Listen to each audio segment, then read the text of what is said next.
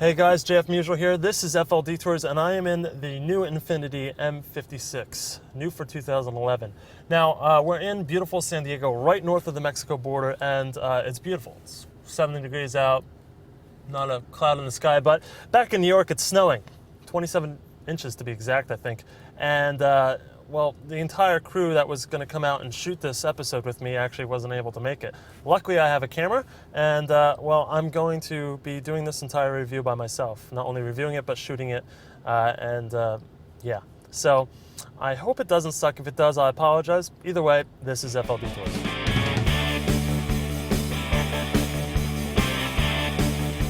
For 2011, Infiniti has updated the M sedan. Now, what I'm driving today is the 56S, the M56S. Let me explain.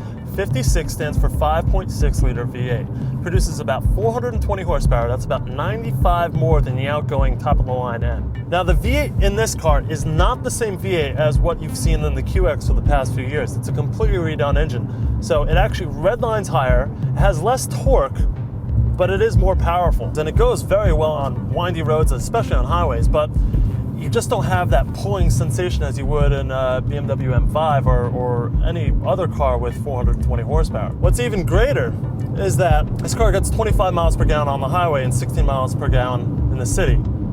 That's very, very good. The performance of this car is quite good for being such a big car. The 420 horsepower really helps, and with only 70 more pounds, it really digs in the corners, thanks to the four-wheel active steering. Now, Infiniti worked with Bose to create something that has been in use on airplanes for quite some time. Noise-canceling headphones. But they did that in this car. And by removing the sound-absorbing materials in the doors and underneath, the reduced weight, and the technology actually creates an environment inside that is very quiet. And it does it because it has a microphone here and a microphone back there that you don't see, and it takes the frequencies you don't want to hear, like road noise or engine humming, and cancels it out through the speakers in the car. You don't know what's happening, but it happens. The end result? Very quiet. Also for the new M is actually Infiniti Drive. Now, not to be confused with iDrive, it is a little selector by the gear shift, and it actually helps you decide what mode the car should be driving in, depending on what conditions you're in. So, snow, obviously, if you're in New York right now, I would be using it, but I'm not, so I'm in Sport. Now, Sport firms up the suspension and actually gives a very sporty feel. Throttle response is a little bit better. There's also the standard mode, but what's very cool is the Eco mode. Paired with the technology package is very, very cool. Very cool technology if you're a geek. So back in the old days, in old 911s and even old Fords with a manual transmission, it would tell you when to shift up to get the best fuel economy.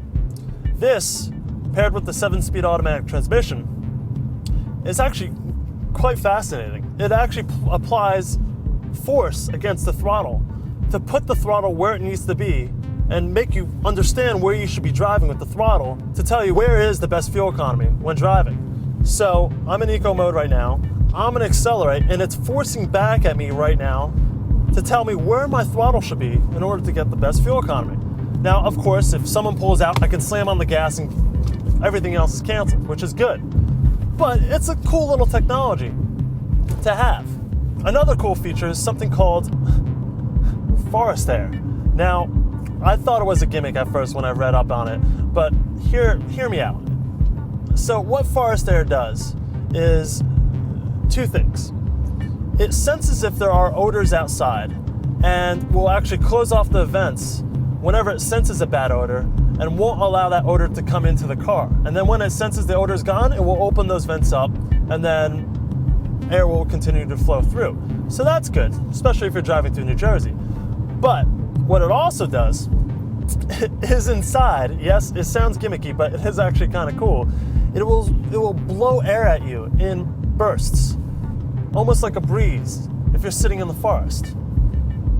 Just what I need. I know, gimmicky, but it is actually kind of cool, and it actually has this cool little feel to it. Do I need it? No, but it's cool. I like it.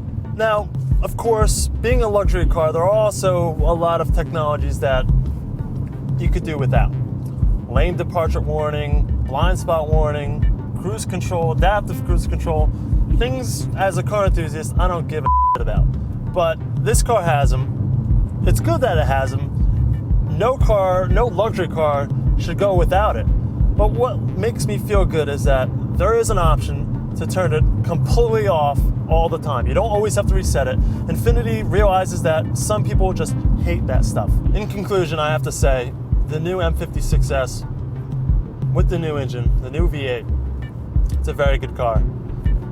It's not a performance car, not meant to be on the track. In fact, these brakes, the 4-piston caliper brakes and the 14-inch rotors, they'll fade after some pounding on some winding back roads. But you know what? This car isn't meant to be on the track. It's fun, it's exciting, it's good. It's a far step forward. Infiniti did a great job. I have to commend them. This car, though, it's the future.